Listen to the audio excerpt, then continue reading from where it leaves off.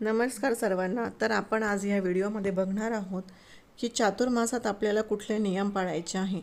तर चातुर्मास म्हणजे काय, तर आषाढ शुद्ध एकादशीपासून ते कार्तिक शुद्ध एकादशीपर्यंत ह्या 4 महिन्यांचा जो काळ असतो त्याला चातुर्मास असं म्हटलं जातं। तर ह्या चातुर्मासात लोक अनेक व्रतवैकल्य करतात, त्याचबरोबर अनेक नियम बांधून घेतात की रोज आपल्याला हा एखादा तरी उपाय हा करायचाच आहे। अतिशय साधे सोपे उपाय मी तुम्हाला किंवा नियम तुम्ही म्हणू शकता, तुम्हाला ह्या व्हिडिओमध्ये सांगणार आहे। तर यापैकी कुठलाही एक नियम तुम्ही पूर्ण 4 महिने हा करायचा आहे। त्याचबरोबर ह्या 4 महिन्यांच्या काळामध्ये कुठलेही शुभ कार्य करत नाही। त्यानंतर पहिला नियम मी तुम्हाला सांगते। चातुर्मासात आपल्याला दररोज म्हणजे 4 महिने तुळशीसमोर हळदीने स्वस्तिक काढायचं आहे। दुसरा नियम म्हणजे 4 महिने दररोज महादेवाच्या पिंडीवर दूध किंवा दह्याने अभिषेक करायचा आहे। दूध आणि दह्याने दोन्हींनी केले तरी सुद्धा चालेल। तिसरा नियम, ह्या काळात दररोज शक्य असल्यास तुळशीसमोर आपल्याला तुपाचा दिवा लावायचा आहे। तुपाचा शक्य नसेल तर तुम्ही तेलाचाही लावू शकता। चातुर्मासात काही लोक 4 महिने एकच वेळ जेवण करतात आणि काही जण तामसिक भोजनाचा त्याग करतात। त्यानंतरचा नियम, मंगळवारी आणि शुक्रवारी एका सुवासिनी स्त्रीची नित्यनियमाने ओटी भरायची आहे। 6वा नियम म्हणजे सुंदरकांड, त्याचबरोबर रामायणाचे पठण आपल्याला ह्या 4 महिन्यात करायचं आहे। गणपतीला दररोज लाल फूल तुम्ही वाहू शकतात। हा नियम तुम्ही अगदी वर्षभर जरी केला तरी सुद्धा चालतो।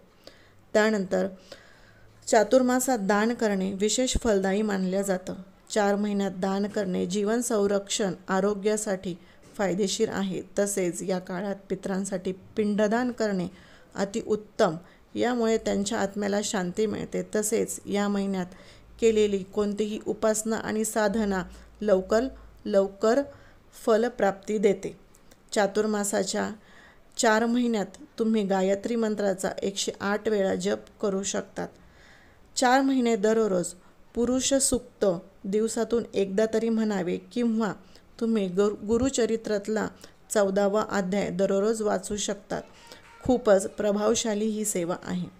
नंतर भगवान विष्णू निद्रावस्थेत जातात। या दिवसात त्यांची पूजा आराधना करणं अतिशय शुभ मानले जाते। दररोज ओम नमो भगवते वासुदेवाय नमः या मंत्राचा तुम्ही जप करू शकतात।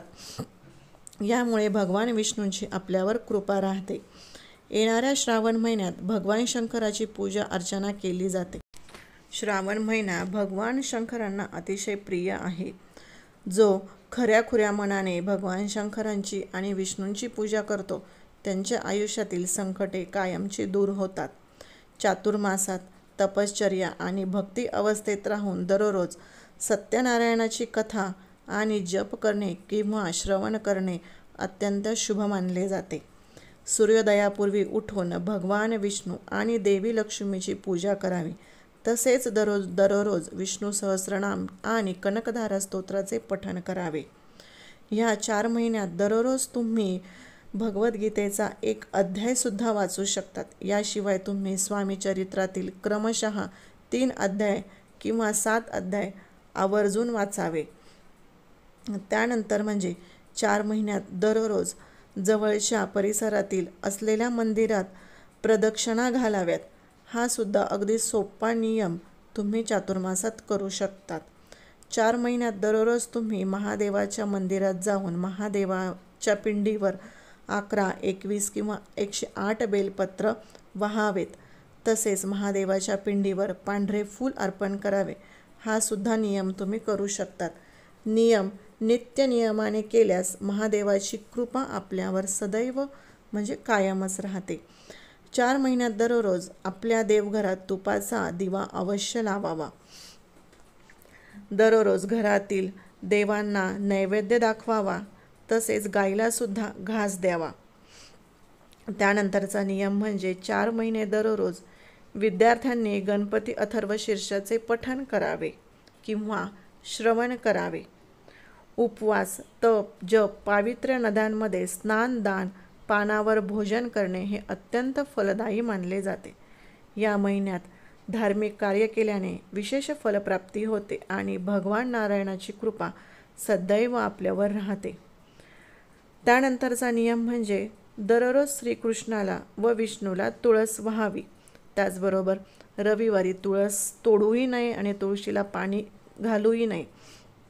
त्यानंतर प्रत्येक शुक्रवारी श्रीसूक्ताचे 11 वेळा दररोज नित्यनियमाने पठण करावे. तुम्हाला अगदी वर्षभर शक्य नसेल तर तुम्ही ह्या 4 महिने केलं तरीसुद्धा चालेल. चातुर्मासातील या 4 महिन्यात बेलाच्या झाडाखाली दररोज संध्याकाळी अवश्य दिवा लावावा. बेलपत्राचे झाड हे महादेवाचे रूप आहे, म्हणूनच त्याची अवश्य पूजा करावी. अशा प्रकारे उपासना केल्याने आपल्याला शुभफळ लवकरच प्राप्त होते.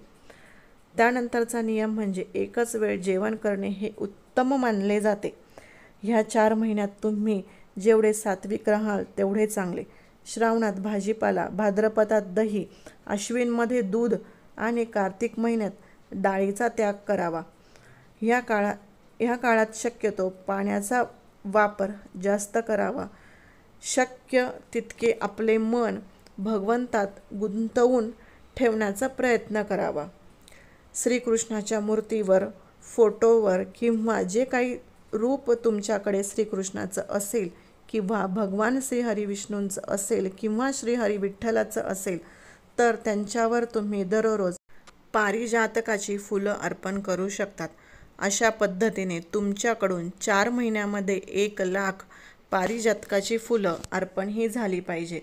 त्यानंतरचा नियम म्हणजे विष्णूंना लक्ष तुलसी अर्चन म्हणजेच 1,00,000 तुळशीची पानं तुम्ही या 4 महिन्याच्या काळात अर्पण कराल तर या पद्धतीने देखील संकल्प तुम्ही घेऊ शकतात.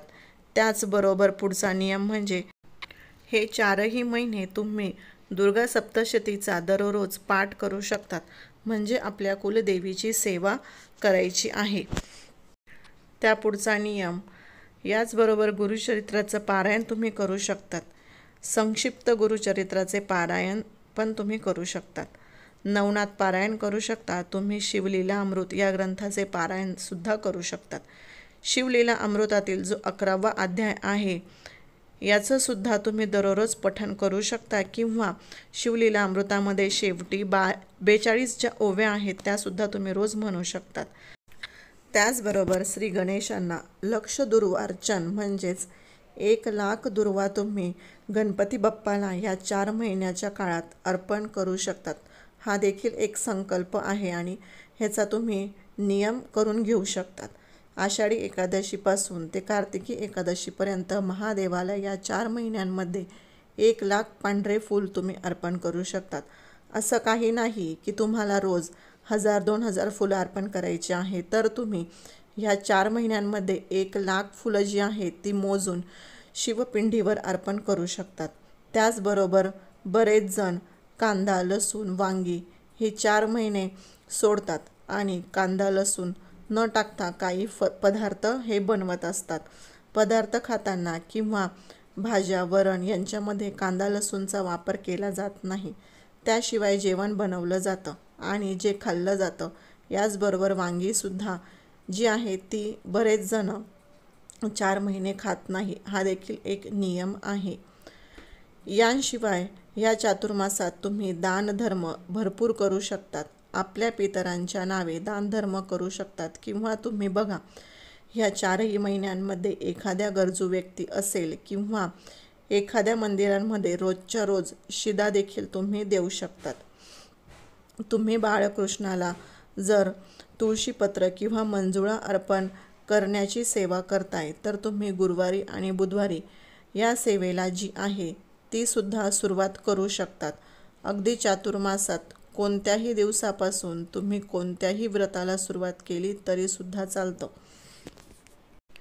हे 4 महिने भगवान श्रीहरी विष्णूंची सर्वात प्रभावी सेवा म्हणजे विष्णू सहस्रनामाचं दररोज तुम्ही पठण करू शकता किंवा श्रवण करू शकतात किंवा विष्णू सहस्रनामावली म्हणत म्हणजे तुम्ही दररोज आपल्या देवघरातील जी बाळकृष्णाची मूर्ती आहे त्यांना तुळशीपत्र अर्पण करू शकतात किंवा पिवळी फुलं जी असतात ती अर्पण करू शकतात. तर 1,000 तुम्हाला तुळशीपत्र पाहिजे का नसेल तर काय करायचं, तर एकच तुळशीपत्र घ्यायचं, ते ठेवायचं, परत ते तुळशीपत्र हातात घ्यायचं, परत तेच तुळशीपत्र बाळकृष्णावर ठेवायचं, परत ते हातात घ्यायचं. म्हणजे एकच तुळशीपत्र घेऊन तुम्ही 1000 वेळेस आपली विष्णू सहस्रनामावली म्हणू शकतात. तुम्हाला जेही काही पारायण करायची इच्छा असेल, स्तोत्र मंत्रपठण करायची इच्छा आहे, पण काही अडचणींमुळे, काही कारणांमुळे ते आत्तापर्यंत शक्य झालं नाही, तर या चातुर्मासामध्ये संकल्प घेऊन 4 महिने तुम्ही जी ही सेवा आहे त्या करू शकतात. संकल्प आषाढ एकादशीपासून घेणं झालं नाही तर काही हरकत नाही. कोणत्याही दिवशी कोणतीही वारी तुम्ही या चातुर्मासात कोणतेही सेवेचा संकल्प करू शकतात. त्याचबरोबर ह्या 4 महिन्यांमध्ये हे जे व्रत, वैकल्य, सेवा, उपासना जी आहेत ती करायला इतकं जास्त महत्त्व आहे की त्या आवर्जून केल्या जातात. पण अशी काही शुभ कार्य आहेत की जी या चातुर्मासामध्ये केली जात नाही. यांपैकी पहिलं म्हणजे की या 4 महिन्यांमध्ये मुंज केलं जात नाही, यज्ञ, लग्नही केलं जात नाही. त्याचबरोबर प्रवेशसुद्धा या 4 महिन्यांमध्ये करत नाही. आषाढी एकादशीपासून ते देव उठणी एकादशीपर्यंत नवीन घरामध्ये वास्तुशांती किंवा ग्रहप्रवेश करू शकत नाही. तुम्हाला थोडंसं थांबावं लागेल. अशा प्रकारे चातुर्मासातील या नियमांचे पालन केल्यास आपण आरोग्य सुधारतं, मानसिक पीडा नाहीशी होईल, सर्व इच्छा आकांक्षा पूर्ण होतील, तसेच सर्व प्रकारच्या पापांचा नाश होऊन, सर्व प्रकारच्या मानसिक विकारांचा नाश होऊन मानसिक दृढता प्राप्त होते. आपल्या पूर्वजनांचे आशीर्वाद आपल्याला प्राप्त होतात. 4 महिने या प्रकारचे नियमांचे पालन केल्यास भगवान विष्णू आणि भगवान शिव यांची कृपा सदैव आपल्यावर राहते. आत्मविश्वास, त्याग, समर्पण आणि संयम ही भावना विकसित होते. त्यामुळे या चातुर्मासात हे 4 महिने या नियमांचे पालन अवश्य करा. असं काही कंपल्सरी नाही की सगळेच नियम हे पूर्णच करायचे आहे किंवा सगळ्याच नियमांचं पालन करायचं आहे. तर आपल्याकडून जेवढं शक्य होईल तेवढं नक्कीच करून बघा. ह्याचा फायदा झाल्याशिवाय तुम्हाला राहणार नाही. त्याचबरोबर विश्वास ठेवणं ही सुद्धा खूप महत्त्वाची गोष्ट आहे. कुठलाही उपाय करताना अगदी मनोभावे आणि विश्वास ठेवूनच उपाय करायला पाहिजे, तेव्हा त्याचा फायदा आपल्याला लवकर दिसून येतो. तर आपला आजचा हा व्हिडिओ कसा वाटला ते नक्कीच सांगा आणि आपल्या चॅनलला सबस्क्राईब करायला विसरू नका. धन्यवाद.